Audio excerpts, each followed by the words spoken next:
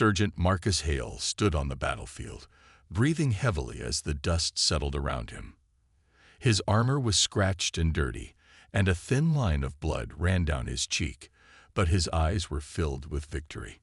All around him, soldiers, both human and alien, cheered and hugged each other.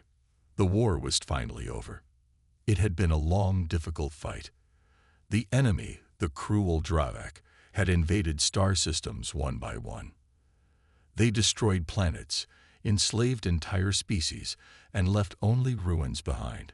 Many believed that no one could stop them. Even the proud Grawl Empire, known for its powerful armies, was almost broken by the Dravak. But then, humanity joined the war. At first, the other species doubted the humans. Compared to the giant Grawl or the clever Jexen, humans looked weak and simple. But Marcus and his squad proved everyone wrong. In the final battle, Marcus was given command of a mixed group of soldiers. He had Grawl warriors, Jexen scouts, and human marines at his side. The Dravak were attacking the capital planet, and everyone was terrified. Even the Emperor of Grawl had started to lose hope. But Marcus did not give up. He encouraged his team, reminding them what they were fighting for: their homes, their families, and the freedom of all living beings. He came up with a bold plan. While the main armies fought in the open fields, Marcus led a small group through the city's old tunnels. They moved quietly, avoiding Dravak patrols and security bots. After hours of crawling in the darkness, Marcus's team reached the Dravak command center. There they planted charges and attacked the leaders by surprise. The Dravak panicked, and their army began to break apart. Without orders, the Dravak soldiers lost control, and the Alliance armies quickly pushed them back. The news of victory spread fast. By sunrise, the Dravak ships were retreating into deep space, and the Allied soldiers were celebrating in the streets. Marcus became a hero overnight. Even the strict and serious Grawl officers came to shake his hand. Later that day, the Grawl Emperor himself invited Marcus to the royal palace for a ceremony. The Emperor was tall, with shimmering gold scales and sharp eyes. "Sergeant Marcus Hale," he said in a deep voice, "you have done something no one thought possible. The Grawl Empire owes you a great debt. You may ask for any reward, and it shall be yours." The hall was silent. Everyone watched Marcus, waiting to see what he would choose. Riches, land, a title. Anything was possible. Marcus looked around, then bowed respectfully. He knew exactly what he wanted. His answer would surprise everyone and change his life and the fate of the Grawl Empire forever. The great hall of the Grawl Palace was filled with silence. Everyone stared at Sergeant Marcus Hale, waiting for him to speak. Marcus could feel the weight of hundreds of eyes on him. Grawl nobles in their shining robes, alien commanders, and his own human friends. He took a deep breath and spoke in a clear voice. "Your Majesty," Marcus began, looking at the Emperor, "I wish to marry Princess Xyra, your youngest daughter." A gasp spread through the crowd. Some people dropped their glasses. Others began to whisper. The Grawl nobles looked at each other with shock. Even the Emperor's eyes grew wide for a moment. For a few seconds, no one spoke. Princess Xyra stood at the side of the throne, partly hidden by a golden pillar. She was nothing like the other Grawl princesses, where her sisters had smooth, bright scales and graceful faces. Xyra's scales were rough, dull, and uneven. Her eyes were a strange color, and her mouth was too wide for her face. Many called her the Ugly Princess, though never in front of the Emperor. The Emperor finally spoke, his voice careful. "Are you certain, human? My other daughters are beautiful and admired across the stars. Princess Xyra, she is different. You may choose anything: gold, land, command of armies. Why her?" Marcus looked at Xyra and smiled kindly. During the battle, Princess Xyra risked her life to help wounded soldiers. She is brave, wise, and honest. I want to know her better. That is my wish. A long silence followed. Xyra's sisters looked embarrassed, turning away from her. Some nobles even sneered. Marcus saw sadness in Thyra's eyes, as if she did not believe what she was hearing. General Arden, a tall Grawl soldier, stepped forward. "You do not have to do this, Sergeant. There is no glory in marrying a princess who is seen as a curse." But Marcus shook his head. "True glory is in kindness, not in pride. My choice is final." Princess Thyra walked up to Marcus. She kept her head low, but her voice was clear. "You do not know me, human. My own people fear me. Are you sure you wish to tie your fate to mine?" Marcus nodded. "I see your courage, not your scales. If you will have me, I would be honored." The Emperor looked at Marcus, and then at his daughter. He saw something in Thyra's eyes, a small spark of hope. He sighed deeply and raised his staff. "So be it. The human's request is granted. Prepare for the ceremony." The hall buzzed with shock and curiosity. Some thought Marcus was foolish. Others wondered if there was more to the story. But Marcus stood tall, proud of his choice, and Thyra, though still shy, walked beside him with her head a little higher than before. After the ceremony, the palace was full of talk. Some whispered that Sergeant Marcus Hale had lost his mind. Others joked about the brave human marrying the ugly princess. But Marcus did not care about the laughter or the rumors. He had made his choice, and he would not go back on his word. That evening, Marcus sat in the royal garden, waiting for Princess Thyra. The garden was beautiful, with tall silver trees and glowing blue flowers. Marcus watched the stars above, wondering what the future would bring. He heard soft footsteps behind him, and turned to see Thyra walking slowly along the stone path. Thyra looked nervous, her eyes darting around as if she feared someone might be watching. She sat down on a bench beside Marcus, but kept her distance. "Why did you choose me?" she asked quietly. "You could have anything in the world. You do not know my secret. No one does." Marcus looked at her kindly. "You help the wounded and the weak. I respect your courage. But if there's something you wish to tell me, I will listen." Thyra hesitated. She seemed to be fighting with herself. Finally, she spoke, her voice trembling. "People say I am cursed, that my appearance brings bad luck to the Empire. Some believe I am dangerous.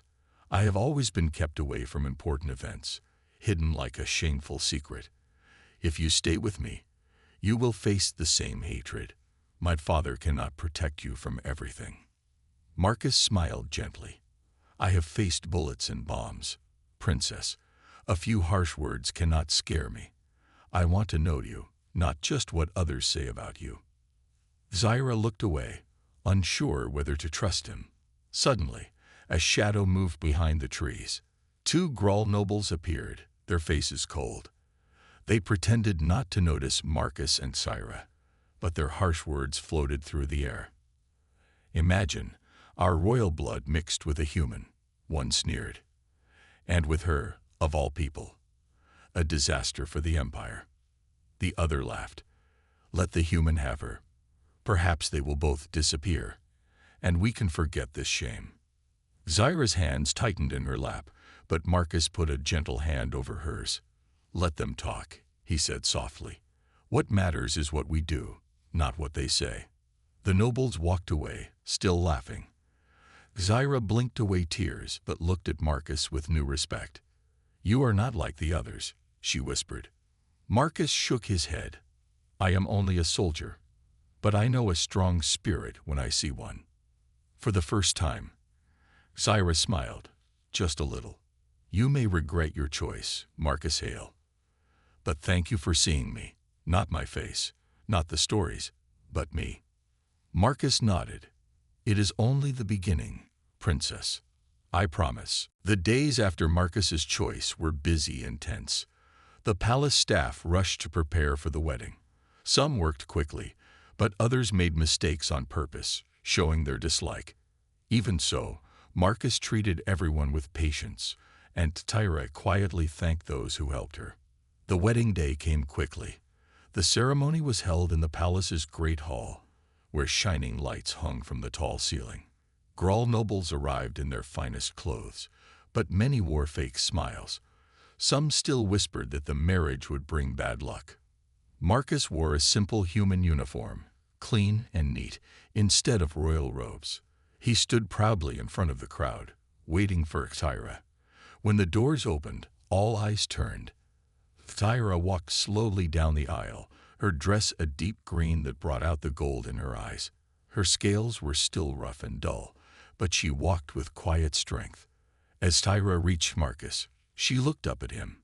He smiled at her, warm and true, and Thyra's hands stopped shaking. The Grawl priest began the ceremony, his voice echoing in the grand hall.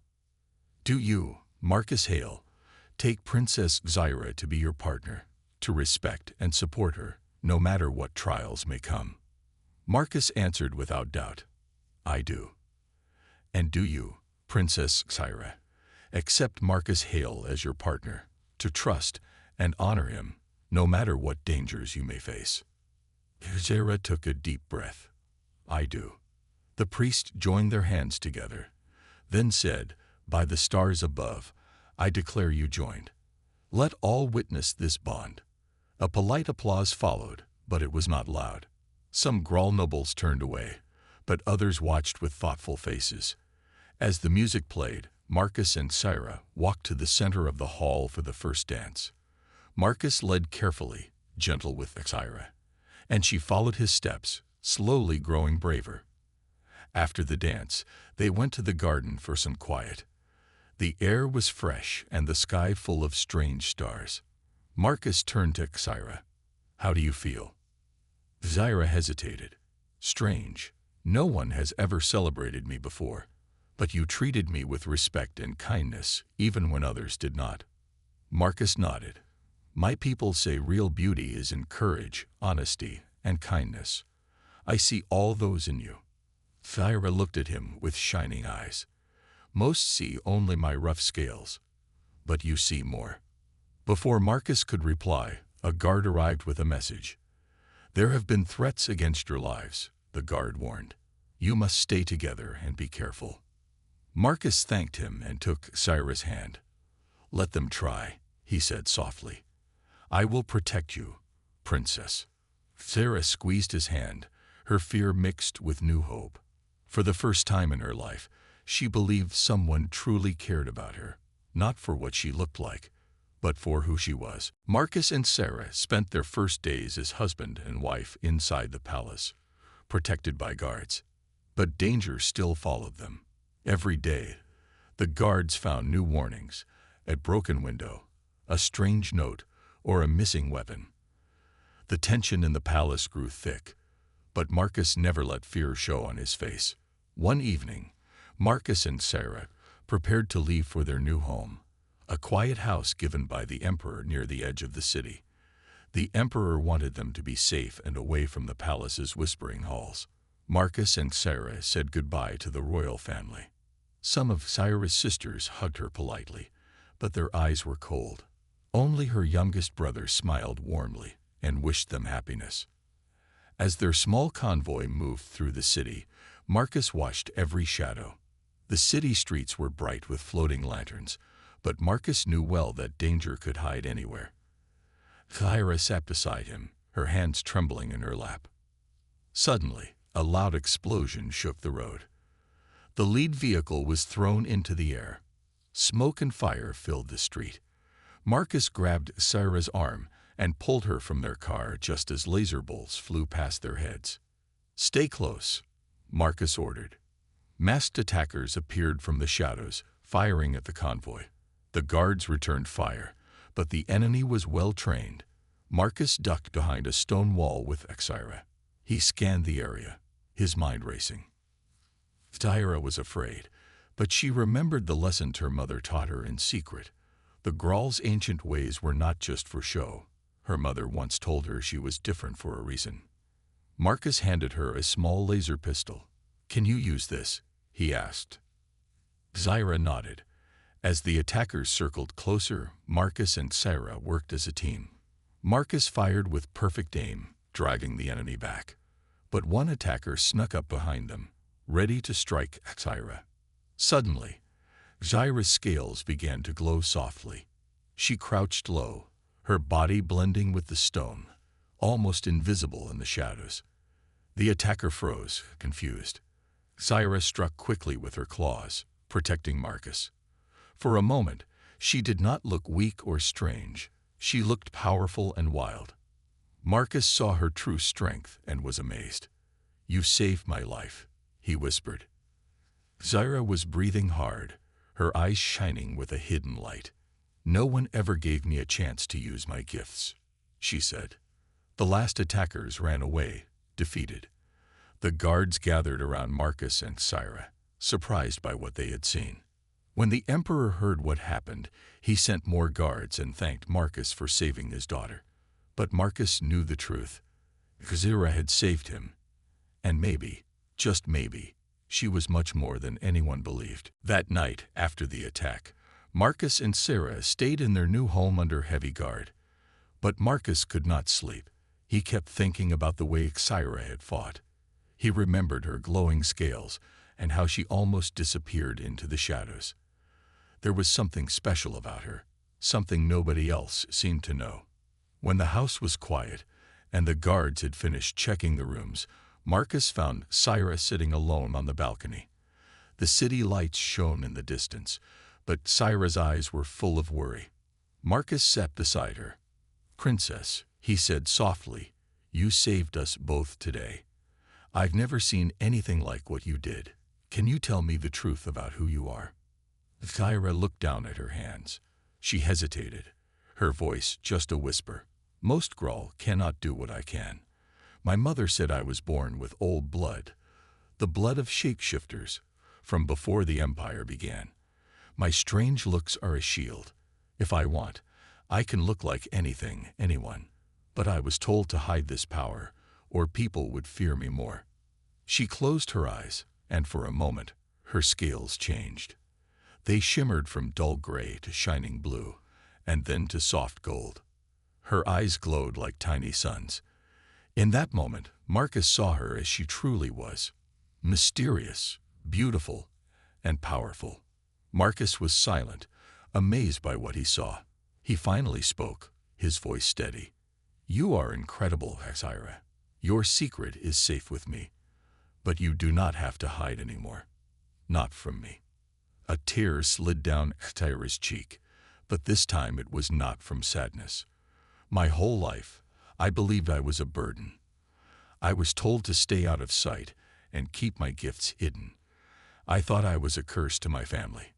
But you make me feel brave." Marcus took her hand. "You are not a curse, Zyra. You are a gift. The people who fear you do not understand what real strength is.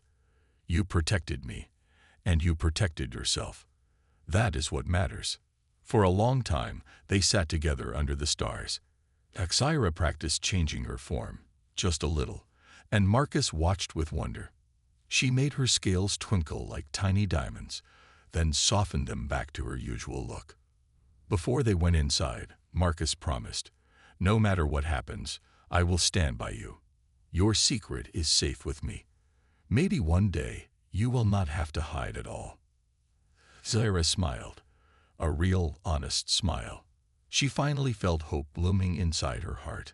But both of them knew the world outside was still dangerous, and Zyra's true power might soon be needed again. After sharing her secret, Zyra felt lighter.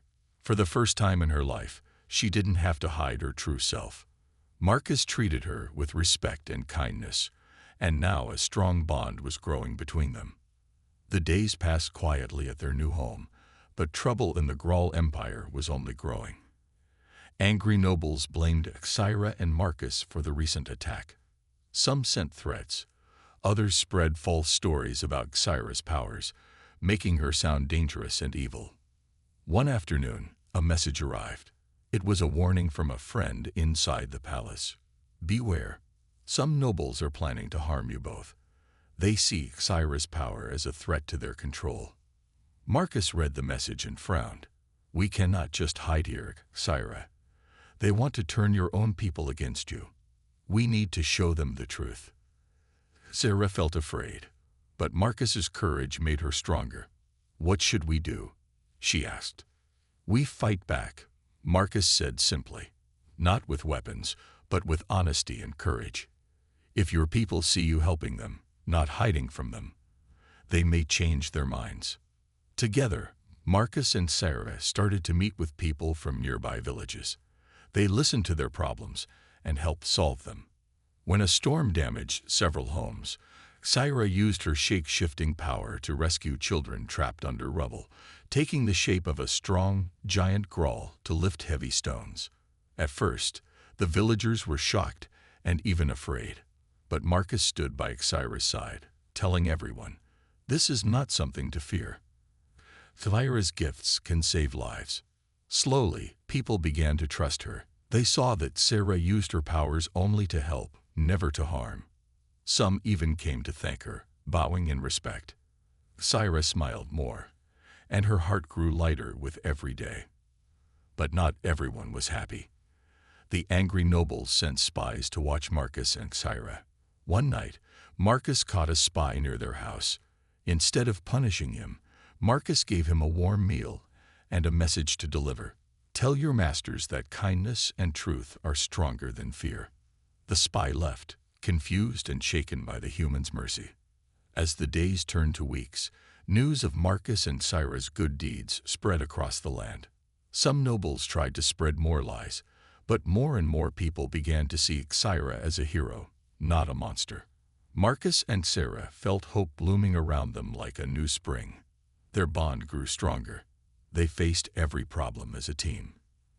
Sarah with her hidden power and gentle heart, Marcus with his courage and clever mind. Together, they started to believe that maybe, just maybe, they could change the future of the Grawl Empire. But deep in the shadows, their enemies were still watching and planning. As Marcus and Sarah became more popular among the people, the angry nobles grew desperate.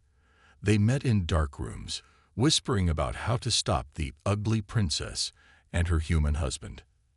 They feared Sarah's power and hated that she was changing the hearts of the people. One night, while Marcus and Sarah were returning home from helping a sick villager, a secret message arrived. It was from Sarah's youngest brother, Terran, who trusted her deeply. The message was short but frightening. "Be careful. The nobles are meeting tonight to plan something against you. They want to blame you for a crime and have you exiled or worse." Marcus and Sarah read the message together.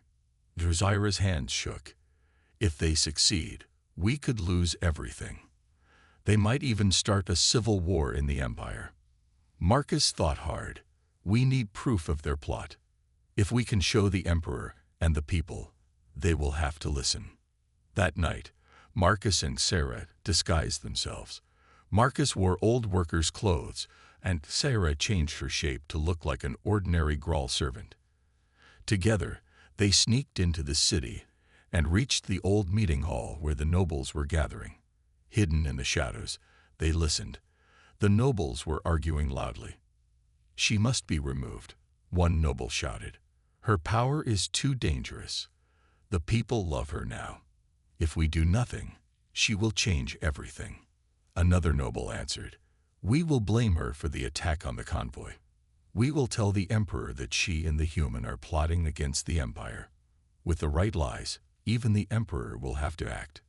Marcus and Sarah felt anger and fear, but they kept quiet and waited. When the nobles left, Marcus used a small human recorder to capture their words. Now they had the proof they needed. They hurried back to their home, but the nobles had already sent guards to arrest them. Marcus and Sarah escaped through secret tunnels under the city. Sarah led the way, using her shape-shifting power to fool the guards and hide their path. At last, they reached the palace gates. Sarah's brother Terran was waiting for them. "Come quickly," he whispered. "The emperor is in danger."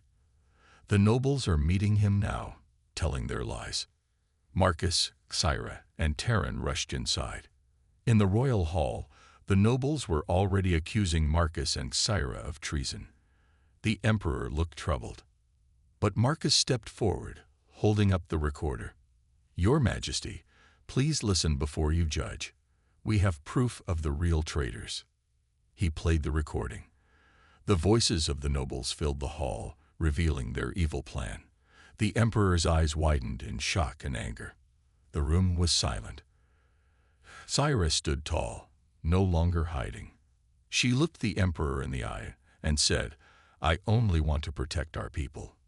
Now, the truth was out, but the fight was not over yet. The emperor's face was dark with anger after hearing the nobles' true voices on Marcus's recorder.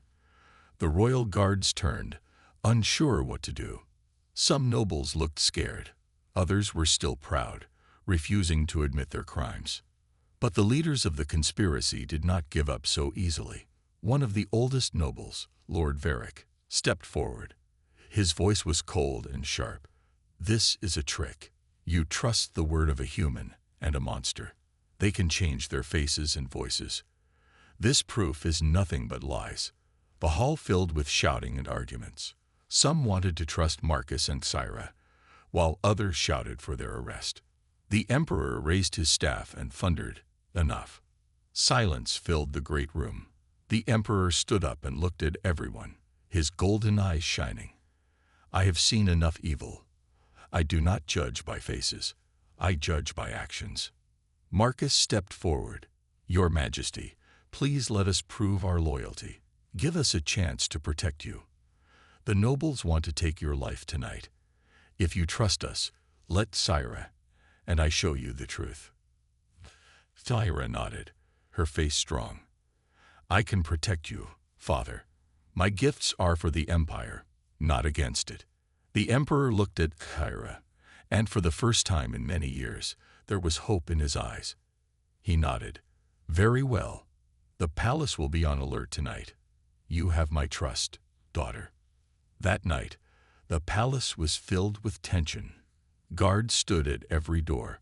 Marcus and Syra moved quietly through the halls, watching for danger. Syra changed her shape to blend with the shadows, searching for any sign of attack.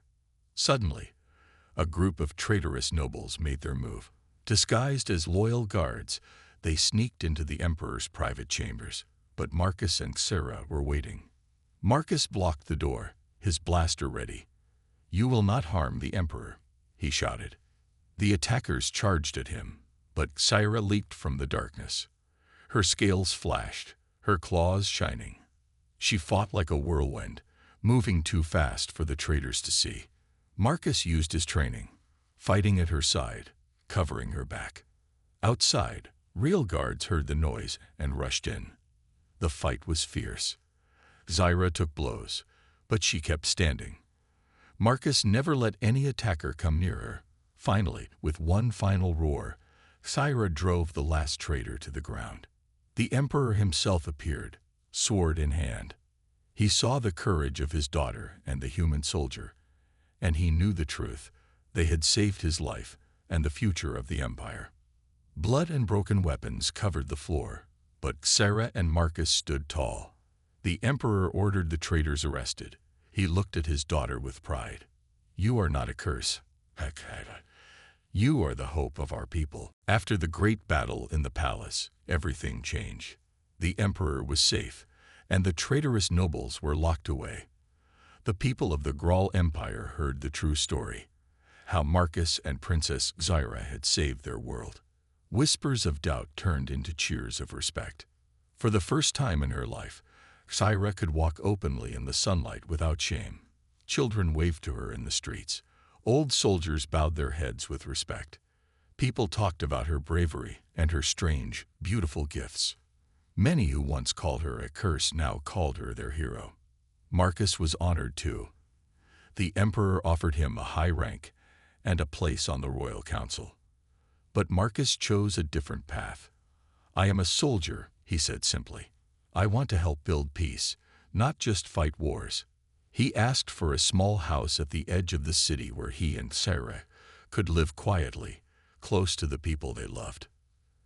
Syra used her shape-shifting powers for good. When villages needed help, she came. If there was danger, she protected the weak. She taught young Grawl that being different could be a strength, not a weakness. Her story gave hope to many who had always felt like outsiders. Together, Marcus and Sarah became a symbol of change. Humans and Grawl began to work side by side. For the first time, the Empire truly welcomed outsiders and valued new ideas. The walls between worlds slowly faded away. The Emperor grew old, but he ruled with more kindness and wisdom, remembering what his daughter and the human soldier had taught him. When he passed, the people chose Kyra as their new leader, not because of her looks, but because of her heart. As Empress, Kyra led with courage and fairness. Marcus remained her partner, always by her side, quietly guiding and supporting her. Peace returned to the Grawl Empire, and the dark days of fear and hatred faded into memory. At night, Kyra and Marcus would walk in the royal gardens under the stars. Sometimes, she would shift her shape into something new just to make Marcus laugh. Other times, they would simply hold hands, knowing they had changed their world together. And so, the story of the ugly princess and the human soldier became a legend. People told it for generations, a story of courage, kindness, and the power of seeing someone's true heart. It was the beginning of a new era, one where differences were celebrated and hope was stronger than fear.